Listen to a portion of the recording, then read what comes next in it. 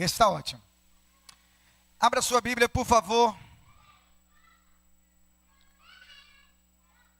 Evangelho de Jesus, segundo escreveu o doutor Lucas.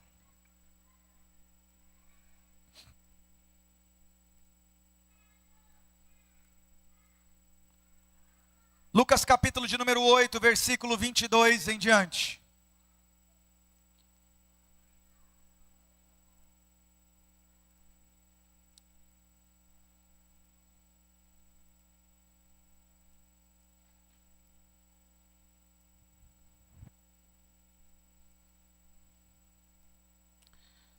Lucas capítulo de número 8, versículo 22.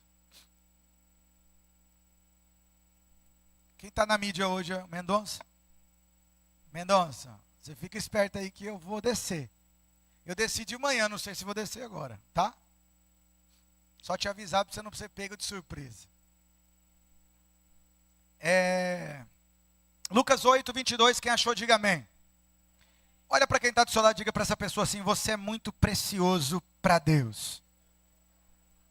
Olha no olho dela e fala assim: você é muito, muito, muito precioso para Deus.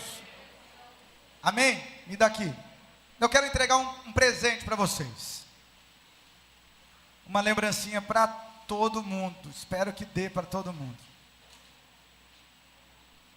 Me dá um e pode entregar. Não é para você comer agora. Você vai prestar atenção na palavra. Não vai ficar mexendo com o papel, distraindo o outro, não. Só vai pegar. Nós queremos dizer que você é muito importante para essa família. E como família é muito maravilhoso ter você aqui. Então quando você for para casa, você come o bis e lembra que é sempre importante estar mais um dia aqui celebrando e adorando o nome de Jesus, tá? Mas nós queremos, em conexão com essa palavra, dizer o quanto nós somos uma família de imperfeitos, sendo moldados por um Pai perfeito, e reconhecendo que você, eu, nós somos muito importantes para Deus, e tão importantes para o Senhor, que esse Deus se entregou por nós para vivermos uma realidade de intimidade, de unidade, de amor e de graça com Ele. E por isso, precisamos sempre estar atentos à direção de Deus, ao cuidado de Deus, ao mover de Deus sobre as nossas vidas. Na última terça-feira, a pastora Tati ministrou aqui na igreja, falando sobre o serviço, essa alegria de compreender que todos nós fomos chamados à diaconia, à disposição do servir ao Senhor.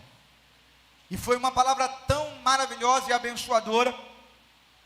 E eu estava ali recebendo aquela palavra, quando de repente a pastora falou uma frase, e ela disse que ao lembrar do meu avô Joaquim, José Joaquim de Lima, ela sempre lembra de uma frase que ele muito falava. E ele dizia assim: com Jesus no barco, mesmo diante da tempestade, tudo vai muito bem. E é uma realidade ao qual eu fiquei depois refletindo e fui para casa conversando com ela sobre essa palavra, e o Senhor foi ministrando ao meu coração desde terça-feira, essa mensagem que eu quero compartilhar com vocês, essa noite, que a gente se compartilhou hoje de manhã, e como foi abençoador estar junto. Reconhecer isso, irmãos, e não é o detalhe de Jesus estar no barco somente, é o detalhe de reconhecer que o Senhor está no barco, mas mesmo diante das tempestades, porque quando nós entregamos a nossa vida a Jesus, nós entendemos que vamos viver uma realidade de total bonança, mas não é isso. Essa entrega ao Senhor, essa unidade com Deus não nos dá uma blindagem contra as adversidades, contra as lutas, contra as aflições, contra as batalhas, não, do dia a dia não faz isso. E por isso nós precisamos estar cada vez mais alicerçado no Senhor e firmado nele, reconhecendo o cuidado de Deus, a graça de Deus, o amor de Deus, e o quanto nós somos preciosos para Ele. o quanto nós somos importantes, o quanto Ele preparou o caminho completo para que nós pudéssemos ter esse encontro com Jesus e não viver um culto, não viver um momento, mas viver uma vida toda na presença dEle. E por isso, quando eu leio o texto da parábola, esse texto de Lucas capítulo 8, a partir do versículo de número 22, que vai falar sobre essa tempestade, e depois sobre esse endemoniado que tem uma libertação genuína em Cristo Jesus. Quando nós lemos esse texto, nós podíamos trabalhar muitas coisas aqui, tanto esse endemoniado quanto essa trajetória, mas eu quero falar sobre as ações práticas do Senhor, que demonstram esse amor de Deus, e o quanto Ele se movimenta e movimenta pessoas, para que nós possamos desfrutar do amor, da graça e da misericórdia desse Deus. Lucas capítulo de número 8, versículo de número 22 em diante, diz assim a palavra: certo dia Jesus disse aos seus discípulos: vamos para o outro lado do lago. Eles entraram no barco e partiram. Enquanto navegavam, ele adormeceu.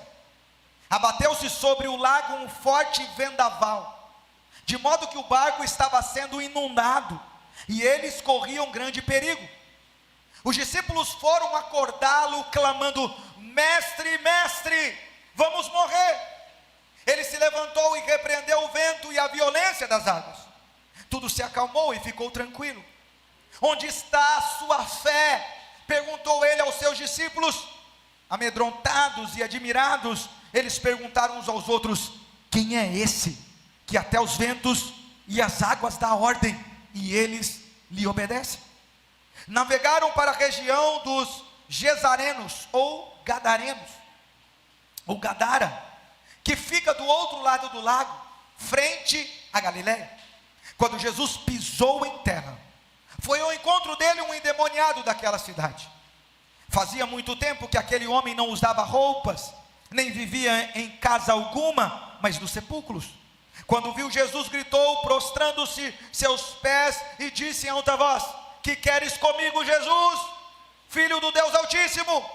Rogo-te que não me atormentes. Pois Jesus havia ordenado que o espírito imundo saísse daquele homem.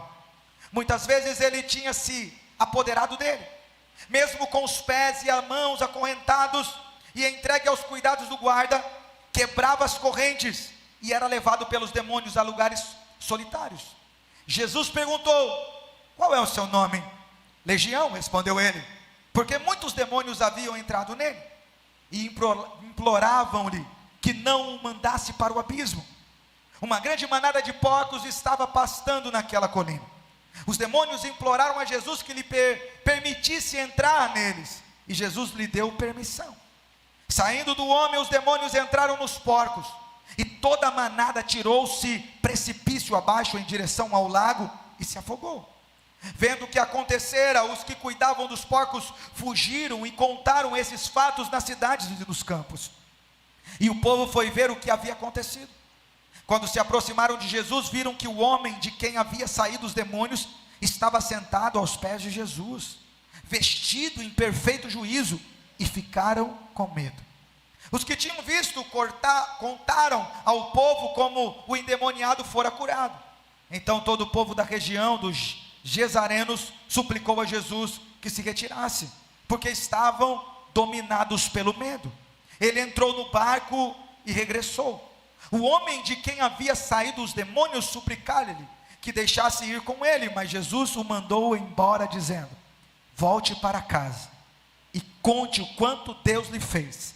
Assim o homem se foi e anunciou a toda a cidade o quanto Jesus tinha feito por ele.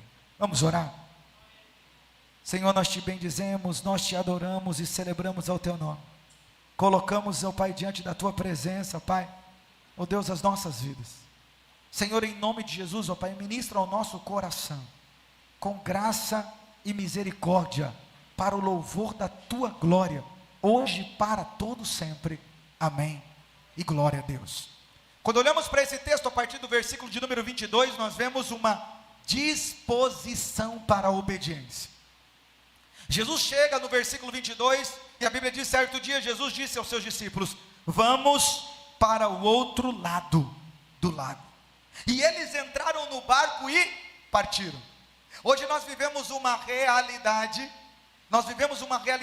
onde as pessoas querem todas as informações para que depois ela possa se posicionar a uma atitude de obediência. Aonde receber uma informação simplesmente vamos para o outro lado não é suficiente.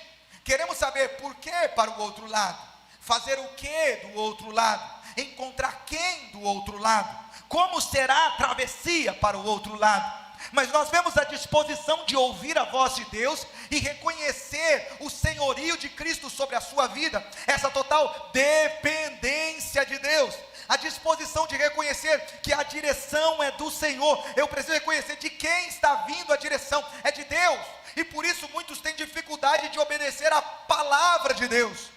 Porque ao ler a palavra, cada um pensa que tem uma verdade, mas não, ela é a verdade, ela é a lâmpada para os nossos pés, ela é a luz para o nosso caminho, só ela traz vida, transformação, mudança, ela nos leva a uma realidade de mortos espirituais, para uma realidade de vida. E não é a sua verdade, não é a minha verdade, é a verdade de Deus, que é a palavra. E quando ela nos dá um norte, quando ela nos dá uma direção, quando ela nos dá uma condução, muitas das vezes ficamos na esfera ali do porquê e não na disposição da obediência para vivenciar o cuidado e o sobrenatural de Deus. Algumas coisas eu vejo nessa movimentação do Senhor nesse texto. Primeira coisa, Ele levanta pessoas para que o poder transformador da palavra chegue até você. Olha aqui para mim, presta atenção nesse contexto do que está acontecendo. Jesus está convidando os seus discípulos para um momento abençoador, para irem para o outro lado. A visão minha, a visão sua, a nossa visão, muitas das vezes é limitada diante de uma direção de Deus. Nós não entendemos tudo o que o Senhor tem para nós, mas às vezes nós questionamos essa realidade, e por isso deixamos de viver nesse tempo o que Deus tem para nós, porque ainda estamos na dúvida. Na visão dos discípulos era uma direção de ir para outro lugar. Eles não sabiam o que teria lá, o que eles fariam lá, eles não sabiam como seria lá, mas na visão de Jesus há uma visão totalmente diferente. O que Jesus está vendo e percebendo é que do outro lado ali, entre os gerazenos ou gadarenos, tem um homem que está aflito, tem um homem que está oprimido, tem um homem que precisa de libertação, tem um homem que vive em sepulcros. O Senhor não tem uma visão simplesmente desse homem, mas Ele tem uma visão mais ampla. Ele está vendo que aquela região faz parte de 10 cidades, aquela região faz parte de um ambiente chamado Decápolis. São 10 cidades que ainda não foram impactadas pelo poder de Deus, pela graça de Deus, que ainda não ouviram a palavra de Deus, que ainda não foram transformados pelo poder ou pelas boas novas de salvação e de transformação. Jesus não está vendo só a necessidade desse endemoniado, que a Bíblia não dá o nome dele, mas fala só do estado primário dele, porque ele não permanecerá nessa realidade. Aquele que é endemoniado será chamado missionário. Ele será um anunciador das boas novas, mas ninguém está percebendo isso. Quem convive com ele vê um homem doido, um homem que é preso em cadeias, um homem que está sujo, um homem que anda nu, um homem que mora nos sepulcros. Esse homem opresso, esse homem cheio de demônios, as pessoas querem estar longe dele, mas Jesus quer estar perto dele. Jesus quer libertar ele, Jesus quer transformar ele, mas o Senhor está vendo não a realidade somente atual daquele homem. O Senhor está vendo como pode utilizá-lo como poder, autoridade e graça para proclamador do Evangelho de Cristo. O Senhor tem uma visão muito ampliada de tudo, mas o Senhor traz aos seus discípulos aquela visão que eles necessitam saber, porque nesse processo de transformar o gadareno, ou dele viver a sua libertação, os discípulos também estão conhecendo o seu Senhor. Nessa realidade textual de Lucas capítulo de número 8, os discípulos ainda não conhecem todo o poder de Jesus. Eles ainda não conhecem o senhorio completo de Cristo. Eles ainda não entendem muita coisa. Eles estão vendo os milagres acontecendo. acontecerem, eles estão vendo umas coisas extraordinárias acontecerem, mas agora o Senhor vai demonstrar o seu poder sobre todas as coisas. Deus não está só libertando alguém, ou usando pessoas como instrumento para libertar, mas no processo que Ele nos usa como instrumento, Ele também está nos lapidando, nos ajustando, nos fortalecendo, nos alinhando, nos ajustando para a glória e louvor do nome de Jesus. Então, hoje, se nós olharmos um pouquinho para trás e pensarmos, quando foi que nós encontramos a Cristo? Quando foi que nós tivemos um encontro com Jesus? Quando foi que o nosso coração se abriu? Quando foi que os nossos olhos se abriram? Quando foi que tudo isso aconteceu? Mas muito antes disso, tinha alguém orando, tinha alguém intercedendo, tinha alguém clamando, tinha alguém anunciando e falando do amor de Deus para mim e para você. Deus sempre está usando alguém como instrumento, mas às vezes não estamos disponíveis para ser usados para a glória e louvor do nome de Jesus. Assim é em toda a Bíblia. Olha para André. André vai e abençoa seu irmão Pedro. Olha para Felipe. Felipe vai e abençoa seu amigo Natanael. Olha para Barnabé. Barnabé ouve Paulo, caminha com Paulo, discipula Paulo. Olha para Silas, Paulo, para Lídia. Olha para Paulo com o carcereiro de Filipe. Olha para Felipe e o eunuco. Deus usando pessoas como instrumento para que o poder da palavra venha impactar o seu lar, a sua vida, a sua casa e a sua família. Eu não falei isso de manhã, mas Deus está falando no meu coração aqui agora. Lembra daqueles 4 homens que levaram aquele paralítico até Jesus e tiveram que subir no telhado e tiveram que calcular o lugar onde Jesus estava, e aí desceram ali aquele homem ali com cordas, e a Bíblia diz que quando Jesus olhou, diz assim: vendo-lhes a fé. Há uma pluralidade no que Jesus está dizendo. Jesus está vendo a fé daqueles homens que tinham suas necessidades, que tinham suas dificuldades, que às vezes tinham seus pedidos, mas pararam para ser instrumento de bênção para aquele amigo. Enfrentaram desafios, dificuldades e lutas. O Senhor nos chama para essa realidade, de conduzir ou de levar pessoas, ou ser um instrumento na presença do Senhor, para que vidas tenham um encontro com o Senhor. E será que há essa disposição minha e sua, de poder ouvir a voz de Deus e dizer: Senhor, eu quero. Senhor, eu estou disponível. Senhor, eu quero viver essa realidade de mudança, de transformação e de novidade de vida. Perceber que Deus levanta pessoas com amor, com graça. Ele levanta pessoas no trabalho, Ele levanta pessoas na faculdade, Ele levanta pessoas da sua família, Ele levanta pessoas para que nós possamos falar e anunciar do reino de Deus, mas Ele também levanta pessoas para ser instrumento de bênção, para nos fortalecer. Aquele dia que as coisas estão tão difíceis e o telefone toca e alguém diz: eu só liguei para orar por você. Aquele dia que parece que tudo está desabando e uma mensagem chega: nesse momento estou orando por você. Aquele dia que a dificuldade está tão terrível e alguém fala assim: ei, eu queria fazer uma visita. Aquele momento que você encontra alguém, aquela pessoa fala: posso orar por você? Ela não sabe o que você está passando, ela não sabe a dor que você está enfrentando, ela não sabe as lutas que você está vivenciando, mas o Deus Todo-Poderoso sabe e toca no coração para que haja um fortalecimento e dizer: ei, eu não me esqueci de você, você é especial. Eu levanto pessoas para que você possa viver essa realidade de unidade, de transformação, de libertação. Esse cuidado de Deus, essa graça de Deus, esse movimento de Deus, de usar pessoas para a glória e louvor do nome de Jesus. Esse cuidado de Deus é o que faz toda a diferença. Quando olhamos para esse texto, nós percebemos que é Ele, o Senhor, que transforma a realidade de ambientes. É Ele que dá comando à natureza, para que o poder dEle se manifeste em nós. O versículo de número 23. Enquanto navegavam, ele adormeceu. Bateu-se sobre o lago uma forte vendaval, de modo que o barco estava sendo inundado, e eles corriam grande perigo. Os discípulos foram acordar-o, clamando: mestre, mestre, vamos morrer. Ele se levantou, repreendeu o vento e a violência das águas. Tudo se acalmou e ficou tranquilo. Onde está a sua fé? Perguntou ele aos discípulos. Amedrontados, admirados, eles se perguntavam uns aos outros: quem é esse que até o vento e as águas dá ordem e eles lhe obedecem?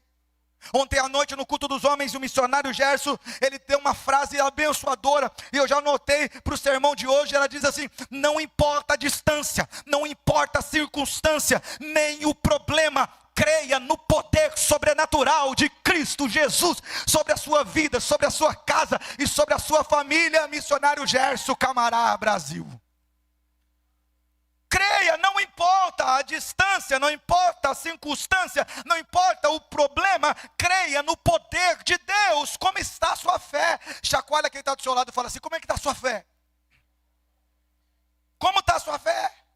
Quando olhamos para esse texto, nós percebemos o zelo e o cuidado de Deus. Presta atenção nisso. Esses homens são especialistas no barco. Esses homens são especialistas. Eles sabem manejar, eles sabem posicionar, eles conhecem o vento, eles sabem tudo. Moisés está aqui, conhece de caminhão. É difícil, pela experiência dele, ele se assustar com qualquer coisa. Se tiver um susto, é porque foi algo perigoso que aconteceu. E quantos livramentos não vivenciou, irmão Edilson? Esses homens estão olhando para uma realidade, e aqui, irmãos, não é simplesmente um medo. A Bíblia diz que eles estão apavorados, estão com pavor, estão aqui, ele pensando: nós vamos morrer. A Bíblia diz que o barco está inundando. Então a Bíblia nos dá uma consciência, um entendimento claro do ambiente. Qual que era o ambiente? Barco com água. Qual é o ambiente? Ondas altas e fortes. Qual é o ambiente? Ventos contrários. Todo esse ambiente, essa configuração, trouxe medo ao coração deles, mas trouxe uma certeza. E a certeza era o quê? Nós vamos, mas tem vento, tem onda, está entrando água. E aonde está Jesus? Dormindo, descansando. Você já percebeu isso? Nós dizemos: Jesus é minha vida, Jesus é meu Senhor, Jesus é meu Salvador, Jesus é meu Rei. Temos lá na nossa casa: o Senhor é meu pastor e nada me faltará. Temos na placa do carro, temos em tudo quanto é canto versículo bíblico, anda com a blusa. Deus é o meu guia, o meu Senhor. Mas quando a tribulação aparece, você diz: vou morrer, Jesus. Ele está no barco, mas você continua desesperado. Ele está no barco, mas a sua confiança não está nele, está em você mesmo. Ele está no barco, mas as suas expectativas e as suas experiências estão falando muito mais alto que a presença do glorioso, do poderoso, do majestoso, do sublime, do Deus Todo-Poderoso. Nós vivemos essa realidade humana, onde a percepção das coisas externas muitas das vezes querem dominar o nosso coração. É uma luta no trabalho, é uma luta na família, é uma dificuldade aqui e ali que tira o nosso senso de olhar para Jesus. Você passa por uma batalha e por uma luta, você quer olhar para tantas coisas, você encontra tantas alternativas, mas nenhuma delas é se unir a Cristo, é clamar a Cristo, é dizer: Senhor, é acessar quem está acessível. Era muito mais fácil acessar a Jesus do que decretar a morte. Eles estão construindo um ambiente que não existe. Tem água entrando no barco? Sim ou não? Tem vento contrário? Irmão, mas tem Jesus. Então o acesso é Ele, é estar na presença dEle, é viver para a glória dEle, é caminhar na presença do Senhor, vivendo os sonhos e o projeto de Deus. Essa realidade é o que faz diferença. O ambiente que eles estão construindo não é do vento, não é da água e nem da presença de Jesus. O ambiente que eles estão construindo é: vamos morrer. Morreram. Tem medo, tem luta, tem dificuldade, tem batalha, mas não tem morte. E por que colocar nesse ambiente algo que não está lá? Mas quem está no ambiente não dá-se valor. O autor da vida está lá. Mas eles estão com as suas mentes voltadas para onde? Para a morte. Não vão conseguir vencer. Quem deu a direção? Foi Jesus. Aonde o Senhor dá a direção, Ele sustenta a posição. É essa realidade de olhar para trás e pensar assim: peraí. nós somos do povo que, diante do mar vermelho, com um exército atrás de nós, o Senhor diz a Moisés, levanta o cajado. Quando ele vai orar ao Senhor, o Senhor diz assim: ei, ô Moisés, por que clama a mim, Moisés? Manda o povo de Deus que faz o quê? Marche. Ele levanta o cajado, o mar se abre. Esse povo que está vendo o mover de Deus acontecer ali, esse é o mesmo povo que lá na frente vai esquecer do mover de Deus. Mas Jesus, ele é tão precioso, ele é tão maravilhoso, ele nos ama tão grandemente, que Jesus está percebendo que nesse ambiente também é uma oportunidade de se apresentar aos seus discípulos como aquele que governa a tempestade, o vento, as estações, todas as coisas. Os discípulos olham para Jesus e dizem: quem é esse? Esse não é simplesmente um Messias, esse não é simplesmente um mestre, esse não é só um conhecedor das leis, esse não é simplesmente alguém, meu Deus, quem é esse? Que até o vento e o mar lhe obedecem. Jesus vai instigá-los na direção desses que obedecem, dizendo para eles: onde está a sua fé? Ei, onde está a sua fé? Aonde está fundamentada a nossa fé? Que muitas das vezes estamos fragilizados, que muitas vezes esquecemos do cuidado de Deus, do amor de Deus, do zelo de Deus e da manifestação da glória e da graça de Deus sobre as nossas vidas. É esses discípulos que estão vivenciando essa realidade de cuidado de Deus. E presta atenção que eu já falei isso aqui alguns domingos atrás, quando Jesus está na cruz do Calvário, e as pessoas estão ali falando dele, estão insultando ele, estão ali ridicularizando ele, dizendo: desce daí, salvou a tantos, não salva a ti mesmo, desce daí. Estão rindo, estão fazendo chacota. Jesus está olhando para eles e dizendo: Pai, perdoa-lhes, eles não sabem o que eles estão fazendo. Pastor, Jesus manifestou uma misericórdia surreal. Não, irmãos, ele manifestou a sua essência, e a sua essência é misericordiosa. Aquelas pessoas estavam manifestando a essência da ira, a essência da raiva, a essência do ódio, a essência da emoção, a essência daquele momento. Jesus está todo cortado, Jesus está perfurado, Jesus está com dores, mas ele manifesta a essência de filho, ele manifesta a essência de pai, e ele manifesta a essência do cordeiro. Nesse lugar é a mesma coisa. Enquanto a tempestade está assolando o barco, aonde estava Jesus? Dormindo. Aonde todos estão desesperados, Jesus estava como?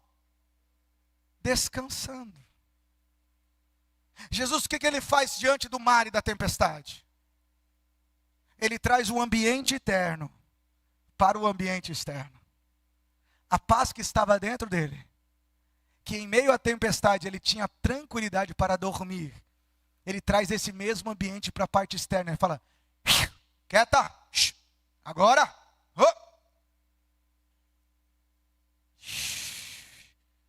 A Bíblia diz que houve a bonança, a tranquilidade. Por isso Jesus vai dizer assim: eu deixo para vocês a minha paz. Não é a paz que o mundo dá.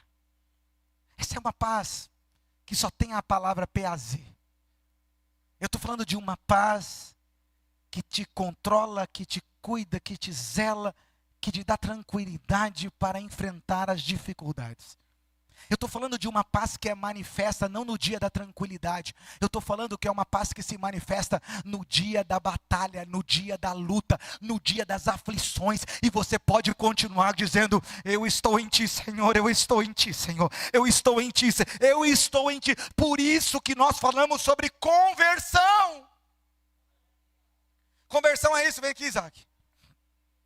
Nós estamos caminhando aqui, irmãos. Estamos muito focados, de repente encontramos com Jesus. Nos entregamos a Jesus. E aqui mudou a rota. Conversão. Espera aí, voltou. Nós estávamos indo para cá. Nós estamos indo na realidade de emoções. É nossas emoções que comandam. São nossos desejos que falam mais alto. São os nossos planos que falam mais alto. É o que nós queremos. É o que emana de dentro de nós. É a minha vontade. É o meu querer. É os meus desejos. Eu quero. Eu faço. Eu consigo. É nessa realidade.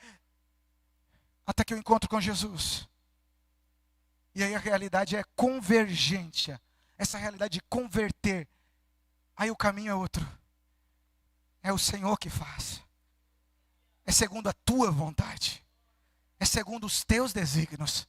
É segundo os teus propósitos. É segundo aos teus sonhos. E aí eu quero caminhar na palavra e viver essa realidade de vida e de transformação. Obrigado, Isaac. Para a glória de Jesus. E muitas das vezes não vivenciamos isso. Estamos vivendo essa opressão, essa tristeza, essa angústia dentro da nossa alma. E muitas das vezes não estamos explorando ou colocando para fora essa realidade, dizendo: Senhor, eu preciso de Ti. Sabe, se você guardar o lixo na sua casa uma semana, o que vai acontecer? Vai ficar ruim, né? 1 mês, 2 meses, 1 ano, 2 anos. Quem tem essa condição? Quem tinha essa coragem? E por que você guarda na sua alma tanto lixo? Há tantos anos. Tanta amargura, tanta tristeza, tanta raiva, tanta ira, tanto ódio, às vezes tanta opressão. E você vai nutrindo aquilo, e você vai trabalhando e deixando que aquilo tome conta da sua alma, do seu coração. Não, irmãos. Expresse a sua alma, coloque a sua vida diante do Senhor, chore e grite, mas na presença de Deus. Quantas pessoas estão gritando aí no Instagram, no Facebook, colocando as suas opiniões, o que eu acho, o que eu penso, o que eu vivo no meu dia, o que eu faço, irmão, cada um faz o que pensar, a vida é sua, mas qual a intensidade de você fazer isso com Deus? Qual a intensidade de vivenciar essa realidade na presença de Deus? Cristo Duran tem uma canção que ele diz assim, ó: os teus sonhos são meus, teus problemas são meus, tua vida também é minha vida. Eu de ti cuidarei, nunca te deixarei, os meus sonhos eu realizarei. Vou te levar, te conduzir, e quando você alcançar, saberás que em todo tempo eu estive ao teu lado. A disposição de reconhecer o Deus que nos conduz. Essa realidade é onde a solidão não é o lugar para mim, para você. É a realidade de caminhar na presença do Senhor e saber que só Jesus não só conhece os nossos medos, não só conhece as nossas batalhas, não só conhece as nossas limitações, mas Ele tem uma direção para que o nosso coração viva uma realidade de libertação, de cura e de graça. Quando eu olho para esse texto, eu vejo que esse Deus tão poderoso e maravilhoso repreende não só os demônios, mas toda a influência demoníaca da vida daquele povo. Há uma libertação que acontece naquele lugar, mas há também a exposição da necessidade de uma libertação para com o povo. Da mesma forma que aparece um homem que está repleto de demônios, que precisa desse encontro com Jesus, aparecem inúmeros homens que estão dominados pela avareza, que mandam Jesus embora, porque mais valioso para ele não era a transformação que eles estavam vendo com os próprios olhos, mas era o lucro e o valor financeiro. Essa libertação, essa realidade de transformação. Eu comecei o culto hoje lendo o Salmo de número 91. Esse salmo tão abençoado e conhecido por nós: aquele que habita no abrigo do Altíssimo e descansa à sombra do Todo-Poderoso, diz o Senhor, ou pode dizer ao Senhor. Eu amo esse texto porque ele diz, sabe, essa declaração, ele está dizendo assim, aquele que habita no esconderijo do Altíssimo, à sombra do Todo-Poderoso, esse que habita, Esse que está nessa realidade, aonde estar na presença de Deus não é uma passagem, não é um dia de emoção, não é um dia de lazer, não é um culto para bater ponto, é uma realidade. Eu venho ao culto de domingo para celebrar, esse é um culto de celebração, porque esse Senhor tem cuidado de mim a semana toda. Eu venho ao domingo porque domingo é o primeiro dia da semana, e eu estou na presença do Senhor no primeiro dia da semana. Eu não sei as lutas, eu não sei as provações, eu não sei as adversidades, eu não sei o que eu vou vivenciar, eu não sei as ligações que eu vou receber, eu não sei as notícias que eu vou receber nessa semana. Então eu já começo a minha semana dizendo: Senhor, a minha vida está nas tuas mãos, me dê graça, me dê direção, me dê força, me dê sabedoria, me dê ousadia para vencer. Essa realidade de expressão: eu preciso de ti, eu dependo de ti. Aquele que habita, aquele que tem o Senhor como sua habitação. A realidade de saber, ou de dizer assim, ó, pode, essa pessoa pode dizer: tu és o meu refúgio, a minha fortaleza, o meu Deus, em quem confio. Ele me livrará do laço do caçador, do veneno mortal. Ele me cobrirá com as suas penas, e sobre as suas asas me encontrará. Irmão, presta atenção, eu amo esse texto, porque hoje de manhã eu falei sobre isso. Jesus, ele pega as coisas tão normais, e o Gerson podia explicar melhor isso para nós, mas ele pega coisas tão normais para dizer: ó, eu idealizei tudo que existe, colocando um pouquinho do meu amor, da minha ação, de tudo. Ele está dizendo: ó, gente, como a galinha reúne os pintinhos, eu coloco você debaixo das asas. Você já viu a galinha no terreiro? Está tudo solto. A galinha está rodando aqui, os pitinhos tudo junto, tudo longe assim, ó. Cada um no canto, tudo longe. Quando passa um gavião assim, ó, a galinha para no meio, abre as asas, eles vêm. Sabe o que eu acho lindo? Não é a galinha que sai catando os pintinhos. É os pintinhos que vão até a mãe. Não é o Senhor que sai catando você. É nós que precisamos ir até Ele e nos colocar debaixo das suas asas. Ele está dizendo: é debaixo das suas asas que eu encontro segurança. E essa mãe está ali, ó, e vem o gavião para ver. Essa segurança, esse apoio, essa unidade, esse zelo, esse abrigo, esse aconchego, de estar bem próximo, de estar acolhido, de estar protegido, esse guarda-chuva de Deus, do princípio da obediência, de caminharmos diante da realidade do Senhor. Aquele homem precisava de libertação, e viver essa realidade no Senhor é desfrutar de uma libertação todos os dias, aonde o Espírito Santo de Deus nos leva a essa intimidade com a palavra. Eu leio a palavra, sou impactado pela palavra, conhecereis a verdade, e a verdade vos libertará. Essa realidade desse texto está dizendo: olha, a palavra de Deus é luz para você. Essa realidade não é um mantra, não é um versículo só para colocar na parede somente, é uma realidade de vida. A minha intimidade com a palavra, que trará resultado prático do que ela está dizendo. Esse conhecereis a verdade está dizendo: quando eu leio todo dia, quando eu busco entender a palavra, quando eu me relaciono com a palavra, eu vivencio a libertação que só a palavra de Deus pode fazer, que só a palavra de Deus tem poder. E aí eu quero viver esse abrigo, mas eu não me relaciono com Ele. Eu quero viver esse abrigo, mas eu não me relaciono com a palavra dEle. Eu quero viver esse crescimento, essa ampliação, mas eu não tenho a disposição de viver essa unidade com Deus. Esse descansar em Deus é fundamental. Nos render diante da presença do Senhor, reconhecendo: eu preciso, eu necessito de Ti. Senhor, eu preciso de Ti. O texto ainda vai dizer: mesmo que eu ande, ou ainda que eu ande pelo vale da sombra da morte. Está dizendo: olha, pode ser que nessa unidade com Deus, eu venha passar por um vale, sombra de morte, mas eu não serei atingido. A confiança, a convicção, o coração está pautado no Senhor. Nem seta que voe de dia, nem peste que ande na escuridão, nem mortandade que assola o meu dia. Ele está falando de regiões espirituais, de manhã, de tarde e de noite. Ele está falando de ações demoníacas, de manhã, de tarde e de noite. Irmão, lá em casa, quando acontece do Isaac acordar de madrugada, ou a Estela acordar de madrugada, ou o Joaquim acordar de madrugada, eu falo: pai, tive um pesadelo ruim. Nós oramos por eles, e eles voltam a dormir. Se acontece 2, 3 vezes, nós já oramos por ele. Depois que eu oro por ele, eu oro na casa inteira, irmão. Está repreendido todo levante de Satanás, toda obra do maligno, toda seta do inimigo, toda perturbação noturna nessa casa. E eu falo para os guris, vai dormir. Aí eles vão dormir no outro dia e falam, pai, que sono bom, gostoso nós tivemos hoje. Porque não é só viver uma realidade, não é só viver o conhecimento, é viver uma transformação. Transformação, esse relacionamento com a palavra que nos leva a ser transformados com ela. Senta aí, Isaquizão. Amém?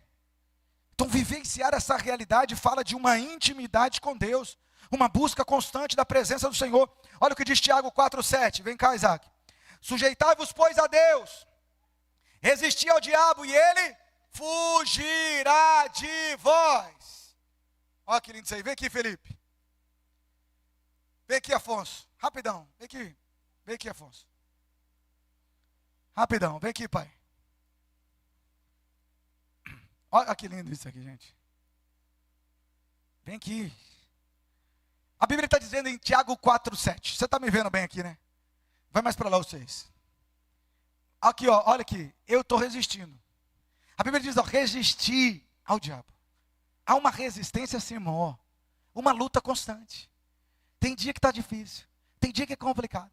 Tem dia que é luta. Tem dia que você fala, não aguento mais. Tem dia que, meu Deus, não faz. Será que vai dar certo? É no trabalho, é na família. Sabe qual que é o problema? Para aí, segura.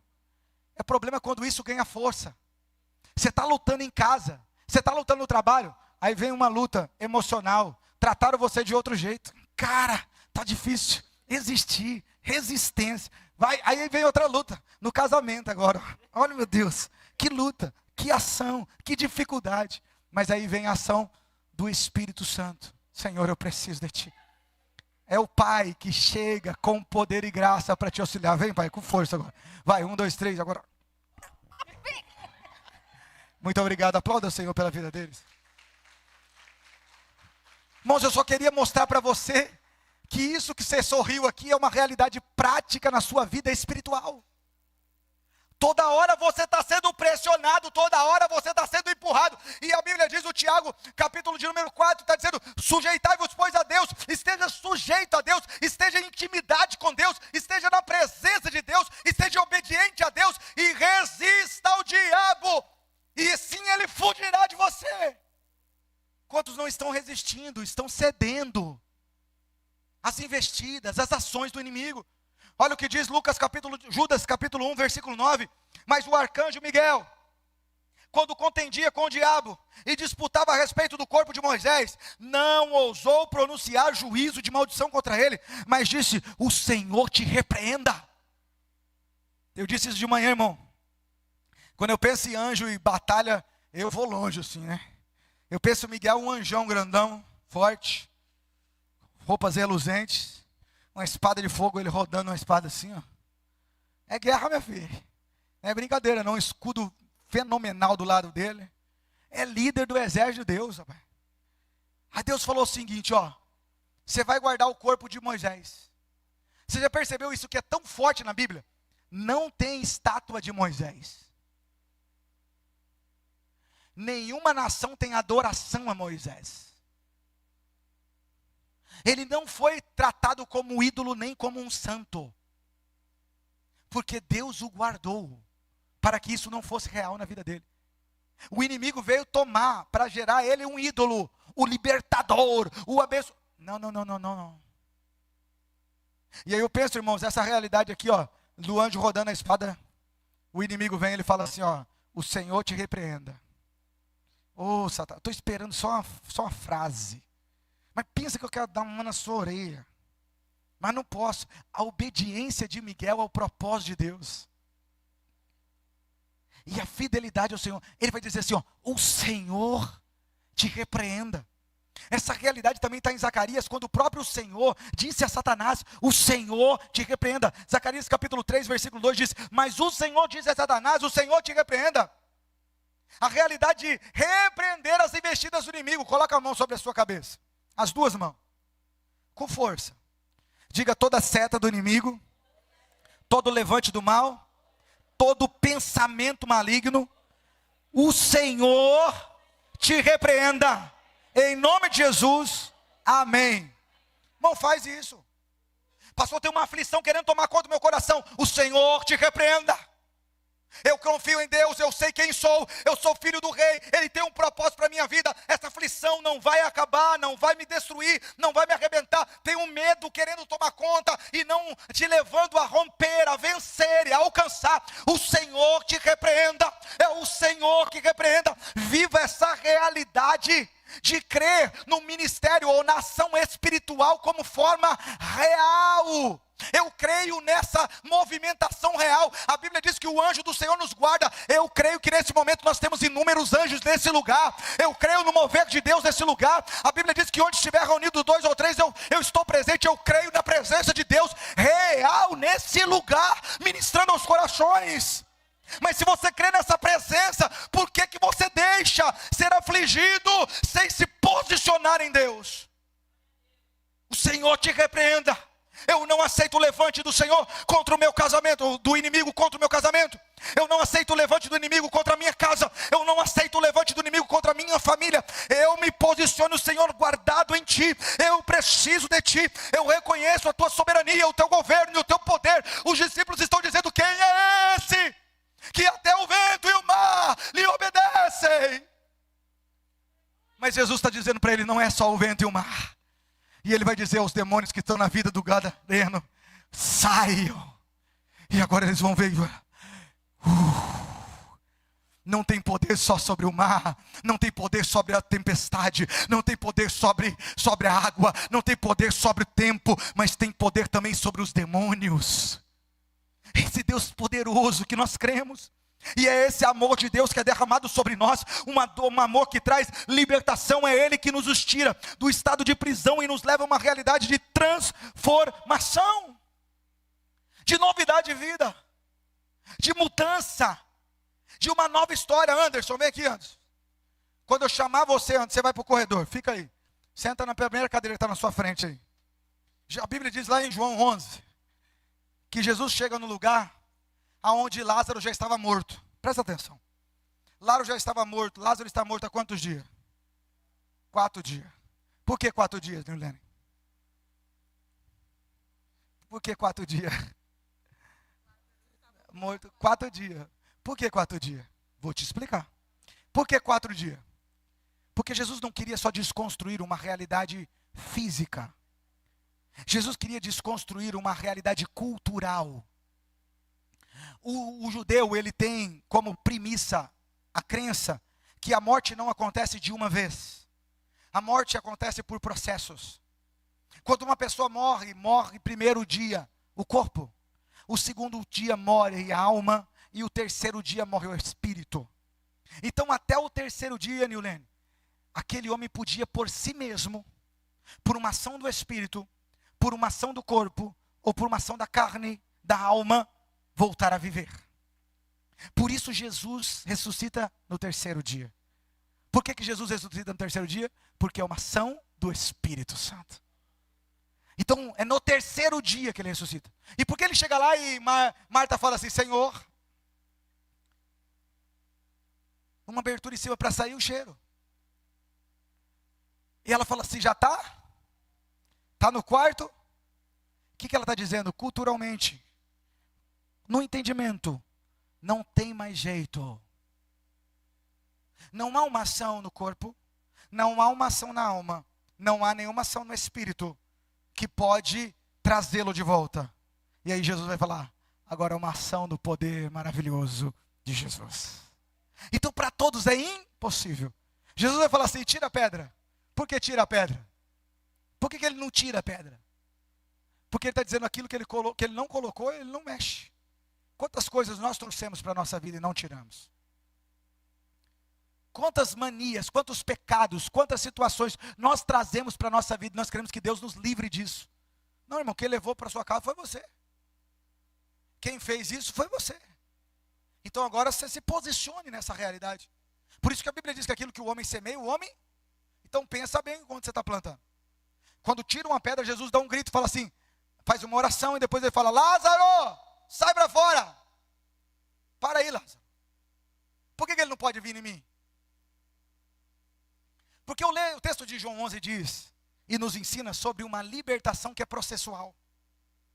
Jesus está mostrando para eles assim, ó, da mesma forma que vocês creem que a morte é um processo, e isso não é real, morreu uma vez, acabou. Eu quero dizer para vocês que a libertação pode acontecer de uma vez, ou pode acontecer por processos. Olha que lindo isso. Estava morto, quando Jesus disse, vem para fora, o que aconteceu? Veio. Mas o texto de João 11 diz que ele estava atado às mãos, atado os pés e fechado os olhos. Pergunto a você, ele está vivo? Ele está vivo? Você está viva? Porque vocês não falam, está vivo ou não está vivo? Fala, estou vivo. Ah, glória a Deus. Agora sim, Lázaro está vivo agora que Jesus chamou ele para fora? Fala, está vivo. Aleluia, pensei que estava sozinho, só nós dois, né? Está vivo, mas pode fazer alguma coisa? Não. Quantas pessoas vivem sem essa realização? Eu já entreguei minha vida a Jesus, mas você entrou num processo de transformação, de mudança e novidade de vida.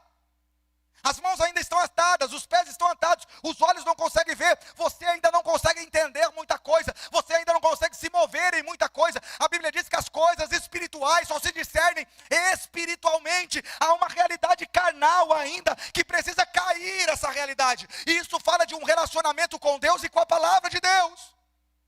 Mas olha como é lindo isso, presta atenção. Deus podia fazer sozinho.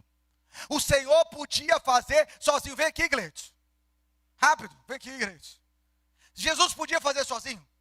Podia fazer sozinho. Mas ele já fez isso. Aí ele nos escolhe para fazer parte do processo de libertação do outro. Por isso que tem ministério de intercessão. Por isso que tem ministério de diaconia. Por isso que tem os ministérios auxiliando, ajudando, intercedendo, clamando, guerreando. Há uma realidade, há uma oportunidade, há um privilégio. O Senhor podia falar assim, Lázaro, cai-se agora as ataduras, cai-se agora a venda que está nos seus olhos. Ele fez isso, não. Ele vai dizer para as pessoas assim, ó, desatai-o e deixai-o livre. Presta atenção antes dele ir. Jesus está dizendo, faz. Jesus está dizendo assim, ó, participa desse processo. Não, seja você o auxílio. Ó, presta, a Bíblia diz, suportai-vos uns aos outros, né? Aí tem gente que fala assim, eu não suporto aquele irmão.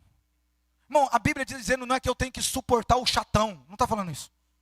A Bíblia está dizendo que não importa se ele é chato, se ele é legal. Não importa se ele é bruto ou se ele é manso. Importa que Deus me chamou para ser suporte. Está falando que não importa o jeito que ele é. Um dia ele passará por luta, por dificuldade. E seja você que seja pronto. Pode cair, Gleice. Para sustentar. Isso é suporte. Sustentação. Unidade. A caminhada junto. E esse privilégio que Deus nos dá. E aí ele fala assim, desatai-o, deixai-o livre. Vai lá, tira das mãos e do pé dele, dos olhos dele. Esse privilégio, irmãos, Jesus podia fazer. Mas ele nos dá poder para fazer. Agora, levanta a mão, a mão. Pode agora agir com as mãos? Pode correr com os pés? Vem, corre antes. Mostra que você consegue correr. Você quer jogar bola, não consegue correr? Você pode ver. Olha que lindo isso. Depois disso que vai ter festa na casa dele. É depois disso que a irmã dele vai celebrar o Senhor. É depois disso que tem unção, tem graça. Jesus está dizendo, olha, tem muita gente que caminha na presença do Senhor, que diz que é crente, que conhece a verdade, mas na verdade está com os seus olhos fechados, as suas mãos atadas e os seus pés atados. Eles não estão podendo trabalhar para a glória de Deus, eles não podendo correr para a glória de Deus, e eles não conseguem enxergar o que é de Deus e o que é do inimigo, porque estão com os olhos tapados, porque para eles só ter vida já está bom. São as pessoas que reconhecem a Jesus só como Salvador, mas não como Senhor da sua vida. Eu quero o que Jesus pode me dar, mas eu não quero ser o que Ele me chamou para ser. Essa realidade é o que faz toda a diferença. Agora tem libertação completa? Tem. Primeiro veio para fora. O que? Alguém podia fazer o que Jesus fez? Não, o sobrenatural quem fez? Foi Ele. Foi Ele que transformou o coração do homem. Foi Ele que trouxe para o coração do homem o desejo de estar na presença de Deus. Foi Ele que faz o reconhecimento de nós precisamos entender que somos pecadores, necessitados da graça de Deus, que precisamos de um milagre. É esse Deus que nos leva ao arrependimento. E a partir daí, Ele estabeleceu a igreja de Jesus para pegar na mão dele e dizer, agora é por aqui, agora você precisa conhecer a verdade, agora você precisa amar a Jesus. Agora você precisa ser fortalecido cada dia. Agora você precisa viver essa caminhada na presença de Deus. Agora você precisa correr um pouco mais. Agora você precisa evangelizar. Agora você já recebeu um pouquinho, vamos correndo mais. Agora você precisa aumentar a velocidade. Agora você precisa profetizar. Agora você precisa vivenciar novos dons. Agora você precisa viver algo novo. Essa realidade de amor e de graça. Pode sentar antes, obrigado. Na presença de Deus. Mas será que nós estamos disponíveis para viver essa realidade e essa intimidade com Deus? Essa unidade de amor e de graça. É essa vida, é essa unidade que o Senhor nos chama a viver. É esse Deus que tem para nós uma visão, um propósito e uma direção para a glória e louvor do nome dEle. Olha o que diz no final do texto. Versículo de número 37. Então o povo da região dos Gesarenos suplicou a Jesus que se retirasse, porque estavam dominados pelo medo. Ele entrou no barco e regressou. O homem de quem havia saído os demônios suplicava-lhe. Olha o que esse cara vai pedir: que o deixasse ir com ele. Mas Jesus o mandou embora dizendo: volte para casa, conte o quanto Deus lhe fez. Assim um homem se foi e anunciou a toda a cidade o quanto Jesus tinha feito. Olha que lindo isso. Pede para ele vir aqui, pai. Vem aqui, Isaac. Olha que linda percepção. Lembra da percepção de Jesus lá no início? Ele estava só de uma direção de ir para o outro lado. Jesus estava vendo as pessoas. Presta atenção aqui. Foi liberto. Está pronto? Ele foi liberto. Do sono que estava ali. Ele foi liberto. Está aqui desde manhã cedinho comigo, irmão. Cantando, adorando, ainda vai cantar agora. O que eu estava falando? Ele foi liberto. Tá, beleza. Ele está liberto. Só para ver se você estava atento. Ó. Se ele foi liberto, mas agora ele quer vivenciar uma unidade com Jesus. Nem tudo que você pede para Jesus está de acordo com o que Ele tem para você. Nem tudo que você quer, Ele quer para você. Porque a gente tem uma visão imediatista, pessoal, da nossa necessidade. Qual é a necessidade dele? Jesus. Então quando ele vê que os homens mandam Jesus embora, o que ele faz? Corre até Jesus e fala: eu quero ir contigo. Jesus não está precisando de mais um discípulo no barco. Jesus está precisando de um missionário na terra. Olha como a nossa visão é limitada. Eu quero estar com Jesus. Só que esse quer estar com Jesus nosso é assim, ó: cuida de mim, Senhor. Eu quero estar no colinho, eu quero. Jesus está falando assim: não, peraí, eu já cuidei. Já te dei salvação, já te dei vida. No mundo tereis aflições. Eu tenho uma missão, um propósito para a sua vida. Anunciar o reino. Presta atenção no que Jesus está dizendo aí. Jesus está ampliando a visão dele. Ele está dizendo: eu quero ir contigo, Senhor. Jesus falou assim: não vai não. Você vai embora para a sua casa. Ele está dizendo: volta para a sua casa. Conte o quanto Deus lhe fez. E assim um homem se foi e anunciou a toda a cidade o quanto Jesus tinha feito por ele. Lembra da região que eu falei? Essa é uma região de 10 cidades. Jesus só precisava implantar um missionário, porque Jesus já mostrou para ele e para todos ali o coração do povo ganancioso, o coração do povo que não queria Jesus. Mas Jesus transforma, liberta e sara com um propósito de anúncio ou de transformação. Jesus não atravessou aquela cidade para libertar um homem. Jesus atravessou aquele rio, Jesus não atravessou aquele rio para libertar um homem. Ele atravessou aquele rio, ele atravessou aquela realidade, aquelas limitações, aquelas dificuldades com ondas e com tudo aquilo, para libertar inúmeras cidades. Jesus não estava atento somente a uma pessoa, ele estava atento a todo um povo. Quando Jesus nos resgata, irmãos, Ele está atento à sua família, Ele está atento à sua vizinhança, Ele está atento às pessoas que estão perto do seu trabalho, Ele está atento às pessoas que estão ali naquela faculdade, Ele está atento a todos os lugares aonde você vai, porque Ele te colocou ali com o propósito de ver aquelas vidas transformadas, restauradas, edificadas pelo poder do Espírito Santo de Deus. Será que nós temos essa alegria, essa disposição, essa celebração de vivenciar esse cuidado na presença de Deus? Será que nós temos vivenciado isso? Eu queria que você ficasse de pé.